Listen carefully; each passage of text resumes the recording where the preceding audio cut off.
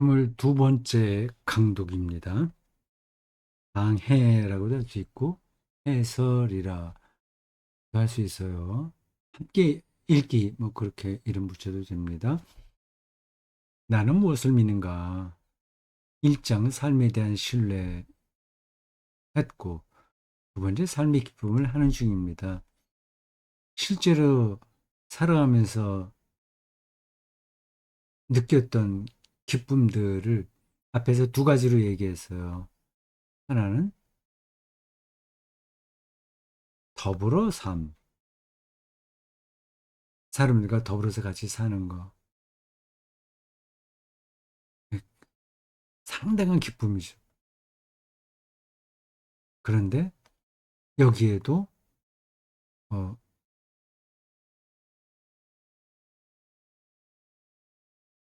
역겨운 사람, 그 역겹다고 표현을 하지 않았지만 내용은 그런 게 있어요. 더불어 더불어 삶의 기쁨을 얘기하는데 모든 사람을 신뢰할 수 없다고 얘기하면서 그 불쾌한 인간들이 있다. 두 번째는 자연이에요. 자연을 통해서 얻는 기쁨이 있어요. 그러나 자연이 우리를 적으로 삼을 때도 많다는 겁니다. 자, 그럼 세 번째, 오늘 61쪽부터 나오는 겁니다. 여기는 동물이 나와요. 소지목이 그렇게 붙어 있습니다. 더불어 삶, 자연, 동물, 반려견, 우리 생각해야 되겠죠?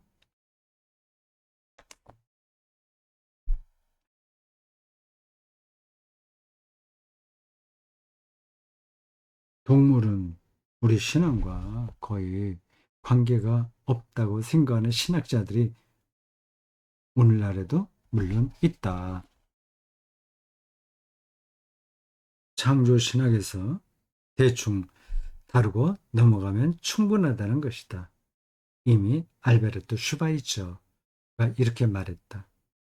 가정주부가 방을 깨끗이 청소하고 나면 개가 들어와 곳곳에 발자국을 찍어 놓아 자신이 해 놓은 일을 망치지 않도록 문 닫는 걸 신경 쓰는 것처럼 유럽의 사상가들은 동물들이 윤리 문제에서 자기네 주변을 돌아다니지 않도록 경계한다.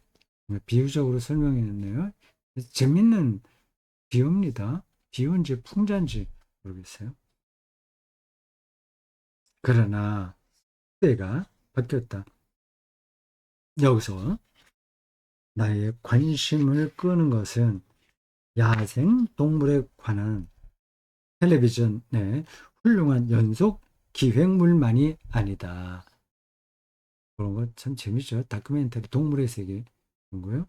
이미 19세기에 기틀이 잡혀 오늘날 전 세계적으로 확산된 동물 보호 운동에 강력한 영향을 끼친 두 가지 발전 과정이 특히 나의 관심을 사로잡는다.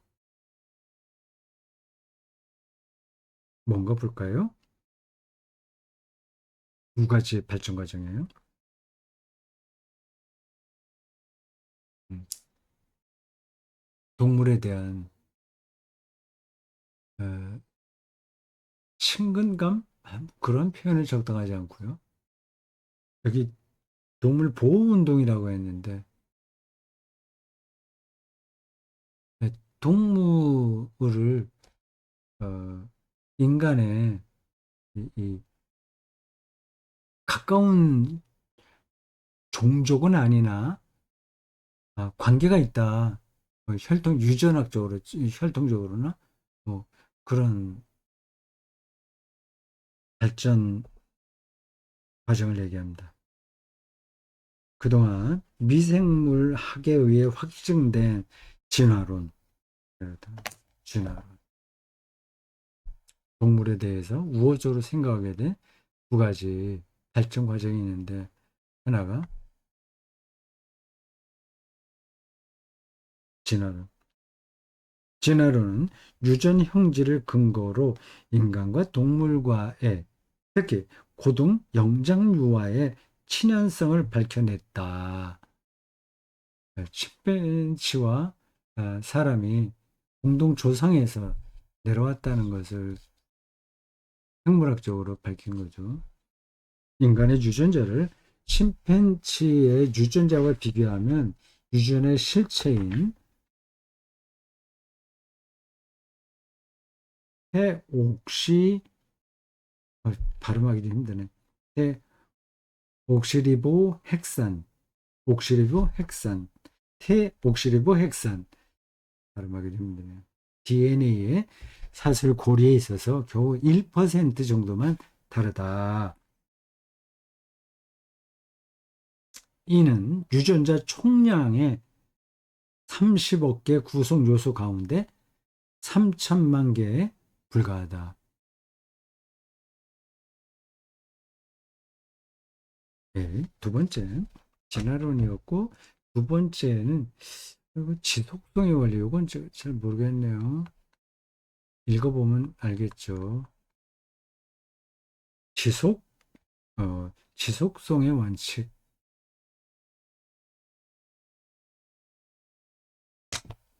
한스킹이 자연과학에 관해서도 일가견이 있습니다. 자연과학과 신학의 관계를 관해서 책을 쓰기도 했고요. 제가 제 유튜브에 그 한스킹의 그 책을 아주 책 이름이 기억나지 않는데 아주 감독했습니다. 이 뛰어난 학자들은 자기가 전공하는 분야만 아니라 주변의 다른 분야까지 이렇게 꿰뚫어요.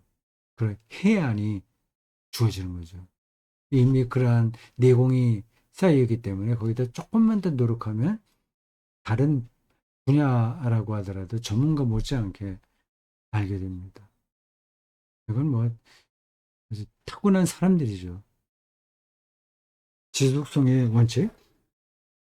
이 원칙은 식물계와 동물계도 소중히 대할 것을 동시에 이 순간을 넘어 후세를 염두에 두는 사고방식을 요구한다. 이게 뭘까요? 지속성의 원칙이라는 발전 과정이 있다고 하는데 이것은 오늘날 경제와 정치 분야에서도 점점 더 중시되고 있다. 음, 뭐 대충 어떤 뜻인지는 뭐 알겠어요. 이 지구에서 살고 있는 모든 생명체들이 이제 멸종했다가 또 다시 또 새롭게 태어나고 지속하잖아요. 공룡이 없어졌죠. 이 호모사피엔스도 없어질 수, 멸종할 수 있죠. 그러나 다른 생명체는 지속돼요. 그런 걸 얘기하는 것 같습니다. 그럼 확실한지 모르겠어요. 상당수 사람은 동물을 좋아하지 않는다. 요즘 뭐 좋아하는 사람들이 많이 생겼죠.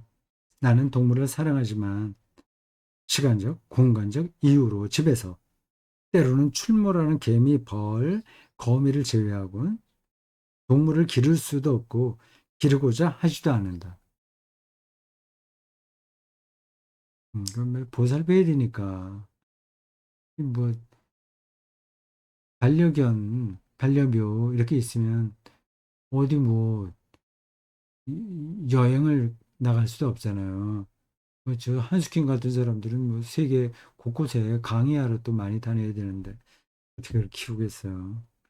그동안 나는 개나 고양이에게서 키우는데 갖가지 곤란함이 있지만 매일 기쁨을 얻는 적지 않은 사람들을 알게 되었다. 개, 인간 최고의 친구, 동물들은 특히 안팎으로 외로운 사람들에게 삶의 동반자가 될 수 있다. 그렇긴 하죠. 저 보고도 뭐 개를 키우라고 하는 사람들이 있어요. 뭐 닭을 키우라고 하는 사람들도 있긴 있었는데 개 키우면 좋다 하는데 이 한스킹하고 이제 비슷한 이유로 아니, 비슷하지는 않네요. 뭐 장소는 얼마든지 가능한데 이- 그만한 그걸 이제 보살펴야 되니까 쉽지 않아서 안 하고 있습니다. 그리고 사람들이 동물에게 인격적 속성들, 예를 들어서 애착, 충실, 교감, 기쁨, 슬픔 등등이 있다고 생각해서는 안 될 까닭이 어디 있는가. 이는 최근의 연구에 의해서 입증되었다. 사람에게 충성하는 개들 이야기는 많잖아요. 고등동물들은 실제로 인간과 비슷한 방식으로 느낌을 표현할 수 있다. 바로 그렇게 침팬지, 고릴라 뭐 많이 있죠. 바로 그렇게 해서 동물은 인간에게 더 높은 삶의 질을 매게 할 수 있다. 그리고 경험 많은 교육학자들은 집에서 기르는 동물이 물론 잘 보살펴 주어야 하는데 어린이들의 성장 발육에 여러 이점이 있다는 사실에 주의를 환기시키고 있다. 아이들에게 정신 건강에서 혹은 정서 함양에서 도움을 준다는 말이 있습니다. 특히 나는 나무 많은 우리 지방에서 자유로이 날아다니며 지저귀는 새들을 겸손한 마음으로 기뻐한다. 내 고향 호수 부근의 조류 보호 지역은 새들의 낙원이다. 나는 수영할 때 백조부터 벼시 달린 물새에 이르기까지 온갖 수생 동물을 거듭해서 주의 깊게 관찰한다. 한스킹의 고향 스위스 어디 그리고 그가 교수 활동을 한 튜빙겐 슈바르츠발트라는 이름이 붙을 정도로 숲이 많은 그 지역의 풍경에서는 그 동물들도 아주 잘 지내는 거죠. 평화로운 풍경입니다. 나는 동물 애호가들에게서 아마 새는 모르겠지만 고양이나 개는 이 세상 삶이 끝나면 일종의 영원한 낙원에 동물 천국에 가느냐는 질문을 종종 받는다. 그런 질문을 받아요. 나는 그렇다라는 대답을 감히 하지 않는다. 오히려 공간적 이유 등으로 사람도 매장 대신 화장하는 것을 지지하는 시대에 동물 묘지가 갈수록 많아지는 것을 우려하고 있다. 지금 실제로 그렇다면서요. 개나 고양이 묘지 아니면 납골당 심지어 뭐 그런 것도 납골당 묘지 하여튼 그 비슷한 방식으로 어, 그 걔네들이 죽었을 때 처리하는 일들이 있다고 하네요. 또한 이른바 자연에 따라 사는 타락하지 않은 동물을 온통 거짓되고 이기적이라는 인간과 맞세우는 것에 대해서도 의구심을 품고 있다. 동물이 참으로 인간보다 낫다는 말인가? 그런 얘기는 아닌 거고, 동물은 어쨌든 인간이 아니다. 다른 한편, 동물은 또한 그저 물건이나 상품도 아니다. 첫 번째는 인간이 아니다고 얘기했어요. 두 번째는 물건이나 상품도 아니다. 동물을 인간 마음대로 처분할 수는 없다. 생명체니까요. 동물은 결코 영혼 없는 자동 기계가 아니다. 근대가 시작될 때 합리적으로 사유하는 주체를 객체인 자연과 분리시킨 합리주의 철학자 르네 데카르트가 그렇게 추론했다. 이 관점은 도살장을 정점으로 모든 것을 계획하며 동물의 생산 기계와 원료 공급원으로 만들어버린 산업화된 집단적 동물 사육으로 귀결되기까지 무서운 영향을 끼쳤다. 아, 그래요? 이런 현상이 우리나라는 더 심각하죠. 동물들을 마치 어느 공장에서 플라스틱으로 바가지를 찍어내듯이 그렇게 사육하잖아요. 그래서 인간의 필요에만 딱 맞추잖아요.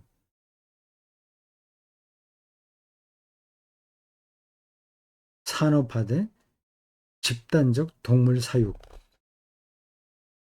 임마누엘 칸트조차 그렇게 생각한 것과는 달리 오히려 인간은 동물에 대해서도 책임이 있다.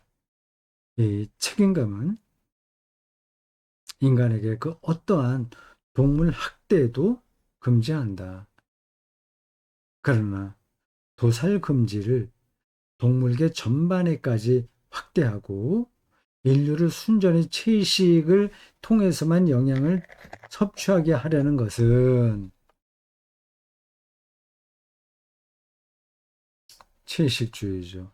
채식주의도 여러 스펙트럼이 있습니다. 절대적인 채식주의자들이 있어요. 그 사람들은 달걀도 안 먹어요. 우유도 안 마실 거요.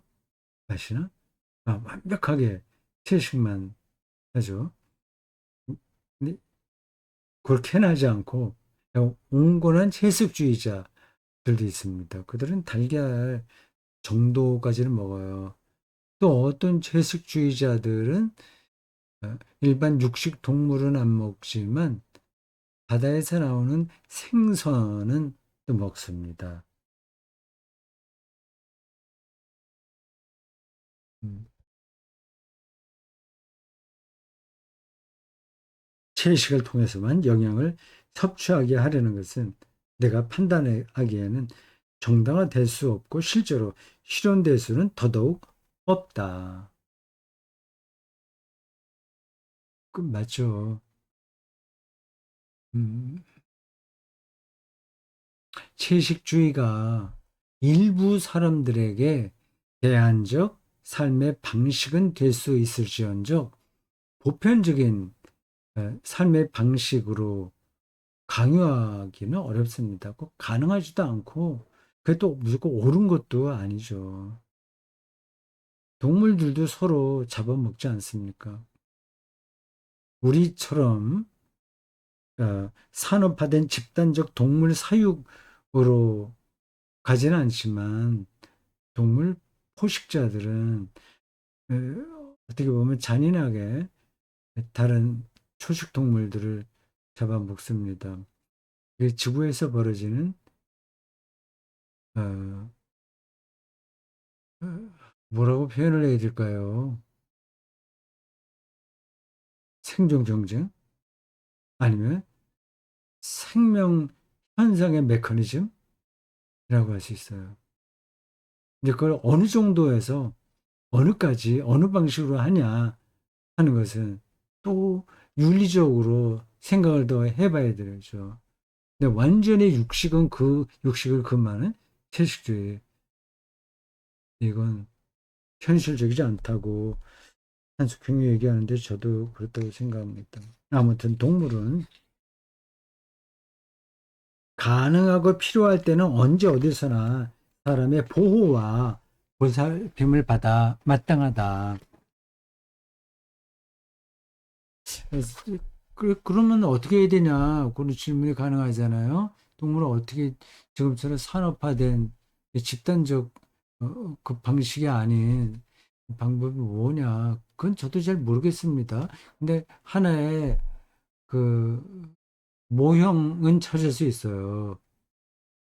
몽골이나 뭐 티베트 이런 데에서 유목민들의 삶을 우리가 하나의 모범 모델로 볼 수 있죠.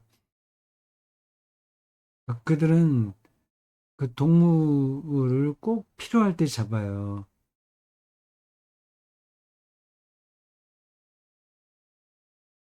그게 말이 되나? 지금 제가 맞는 얘기를 하나요? 보호와 보살핌을 받아 마땅하다. 이미 아이 때부터 동물을, 특히 우리가 가정에서 기르는 동물을 학대하거나 함부로 다루어서는 안 된다는 것을 배워야 된다. 동물 보호 시대에 우리는 과거와는 전혀 달리 가축과 축산업, 동물들 건강 상태도 보살피고 활동 공간 관리, 영양 공급, 수송 등 모든 면에서 그들의 본성을 해치지 않는 사육에 애쓴다. 그리고 동물을 죽여야 할 때는 최대한 빨리 그리고 고통 없이 죽여야 된다. 유목민들이 그렇게 하더라고요. 아주 순식간에 그 급소를 칼로 찔러서 고통이 아주 짧게 만드는 방식으로 동물을 잡아요. 물론 우리의 동물 사육은 아직 바람직한 상태와는 거리가 한참 멀다.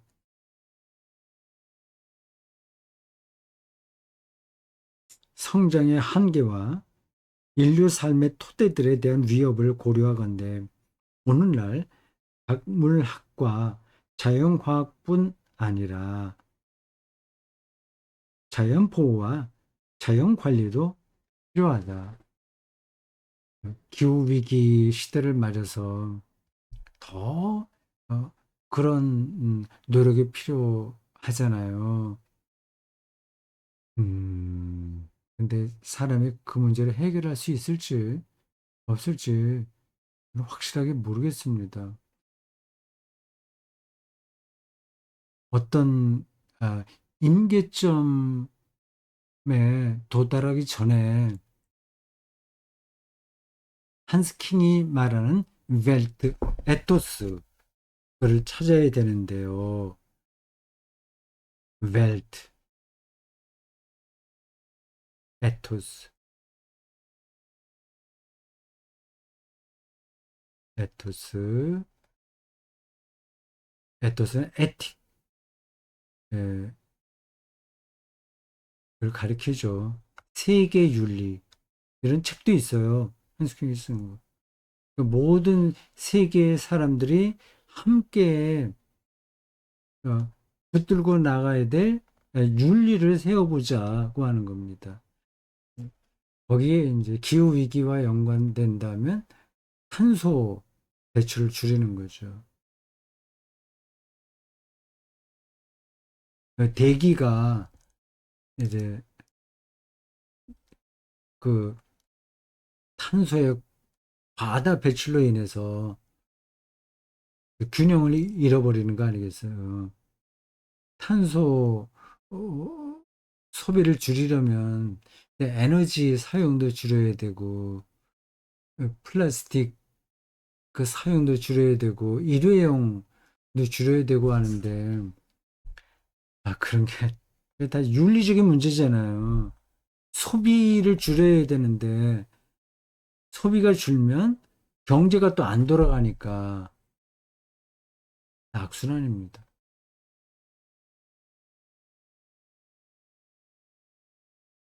네.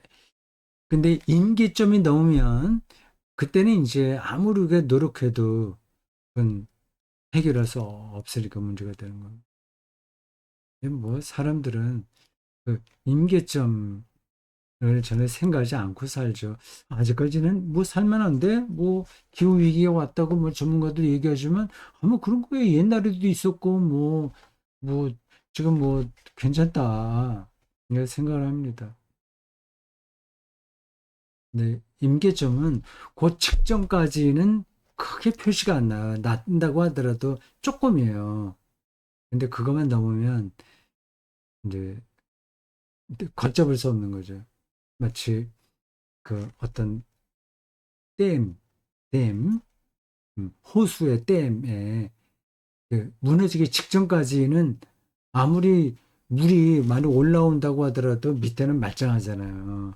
그러니까 별로 뭐 전문가들이 경고하더라도 뭐 신경 안 써요.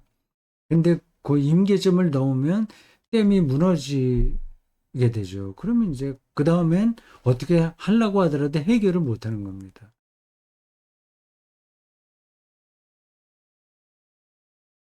호모사피엔스의 멸종은 자기 스스로 만든 음, 이 문명, 소비 중심의 문명에 의해서 벌어지지 않을까 생각합니다.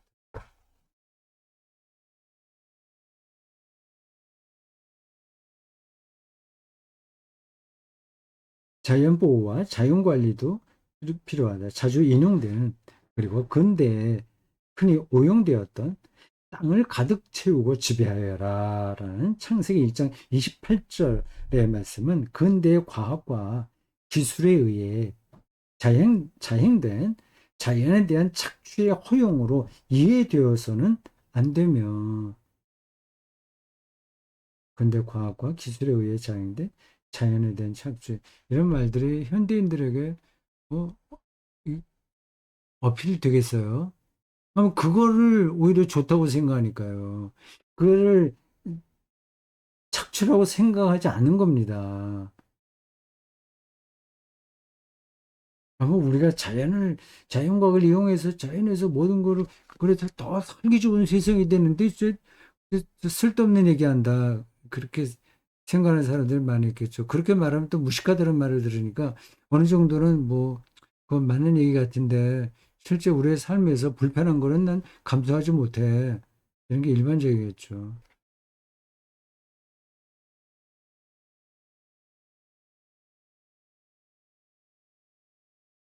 원초에 에덴 동산의 경작과 보호라는 정신을 바탕으로 이해돼야 된다. 착취와 지배 대신 인간과 자연의 유대를 외양해야 된다. 자연을 착취한다는 말이 좀 심하다. 이렇게 생각할 수도 있어요. 그 석유 다 뽑아 쓰잖아요. 그리고 뭐 광, 뭐 철 같은 거 다 뽑아 쓰고 자연에서 다 뽑아냅니다. 그래서 핵까지도 뽑아내는 거죠. 그걸 착취라고 얘기해요. 하이데거가 이미 오래전에 그 얘기한 겁니다. 자연과학의 그 속성을 가리켜서 자연에 대한 강탈, 뭐 그렇게 표현했어요. 근데 그게 이제 일반 사람들에게는 잘 들리지 않습니다. 좀 다른 거하고 연관시킨다면 한국 교회가 자본주의 정신으로 물들어 있잖아요. 개교회주의가 만연하지 않습니까? 부익부 빈익빈이 고착화 되잖아요. 아, 이건 교회 본질에 어긋난다. 보편성에 어긋난다. 얘기를 해봐야 일반 신자들이 그 귀담아 듣겠습니까? 유대를 배양해야 된다. 생태 사회적 시장 경제는 오늘날 원칙적으로 경제와 생태 균형을 촉구하고 있다. 우리 세대에 엄청 증대되고 대중화된 생태학적 지식만으로는 충분하지 않다. 에콜루지 지식으로는 안 된다. 이 지식에서 생태에 대한 책임이 살아나야 된다. 지식 알아야 되고 그 다음에 레스ponsibility 책임 잘해야 된다. 지역, 국가, 세계적 차원에서 자연과 기술을 책임 의식을 지니고 다뤄야 된다고. 이게 벨트 에토스예요. 이 모든 것은 생명에 대한 경외의 윤리 에토스에 의해 떠받쳐지고 촉진되어거니와 신학자이자 의사였던 알베르토 슈바이처가 처음으로 정식화하여 표명한 이 윤리는 1993년 시카고에서 개최된 세계 종교의회의 세계윤리 선언에도 받아들여졌다. 거기서 이 한스퀸이 큰 역할을 했을 거예요. 그 학회에서. 거기에서는 지구라는 행성과 우주를 위한 공기와 물과 땅을 위한 각별한 책임도 강조한다. 지금까지 부지불식간에 꾸준히 진행되어 온 전 세계적인 기후변화, 변동이라는, 여기 나오네요. 기후변동. 네, 기후변동이라는 위기는 해가 지날수록 인류 전체에 특히 가난한 이들에게 위협 이상의 거심이 드러나고 있다. 재난 시기에는 가난한 사람이 먼저 당합니다. 그러다가 이제 모두에게 미치죠. 자연의 재앙, 가뭄과 홍수, 허리케인과 토네이도, 산림 소실과 물 부족, 녹아내리는 남북극의 빙하, 물에 잠긴 섬들과 해안 지역들은 수백만 인간에게 치명적 결과를 낳는다. 특히 지구 온난화를 막기 위한 체계적인 기후 정책과 즉각적인 행동이 시급히 필요하다. 이것은 전 유엔 사무총장 코피 아난이 주도하여 스위스 제네바에서 창설한 전 세계 인도주의 포럼, 그런 포럼이 있군요. 전체 세계 인도주의 휴머니즘의 인도주의 포럼. 이 한스킹도 회원인데 포럼이 각별히 촉구하고 있다. 그런데 자연에 대한 우리의 태도와 관련하여 엄정한 분석과 성찰이 절실히 요구된다. 그게 뭘까? 그게 기대가 되죠. 여기 더불어 삶 그러나 역겨운 사람이 있다. 힘들다. 자연 그러나 자연은 적구로도 우리를 대한다. 동물 다 귀하지만